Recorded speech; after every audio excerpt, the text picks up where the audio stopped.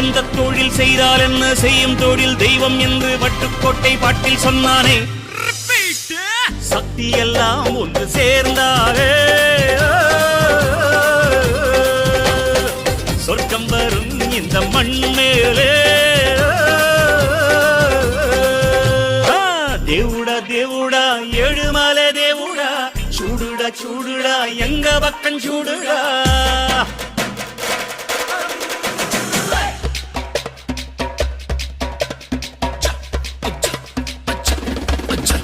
okay